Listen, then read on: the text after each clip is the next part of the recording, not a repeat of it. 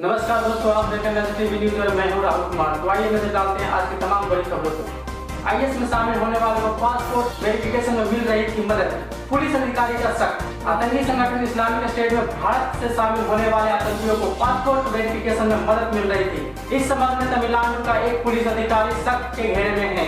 GST के बाद बिहार में टैक्स कलेक्शन को लेकर वित्त मंत्री सुशील मोदी और टैक्स अधिकारी के उलट दावे।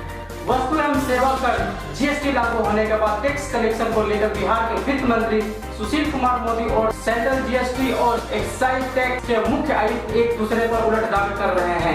कर्नाटक में सरकारी कर्मचारियों को चुनावी गिफ्ट, 24 से 30% वेतन वृद्धि, अतिरिक्त छुट्टी। आरएसएस से जुड़े संगठनों ने भाई मोदी सरकार के खिलाफ आवाज, कहा युवाओं और किसानों की हालत ठीक नहीं। इन संगठनों का कहना है मोदी सरकार को बढ़ती बेरोजगारी और कृषि समस्या को दूर करना चाहिए। स्वदेशी जागरण मंच ने सरकार से सिफारिश की है कि वे छोटे और नए उद्योगों को प्रोत्साहित करें ताकि रोजगार पैदा होने की संभावनाएं बढ़ सके। महाराष्ट्र में डिवाइडर तोड़कर नदी में गिरी बस, डूबने से 13 लोगों की मौत, धार्मिक यात्रा से लौट रहे थे लोग। इसी के साथ दर्शकों बने रहिए आप नजर टीवी के साथ। मैं लेता हूँ आपसे इजाजत।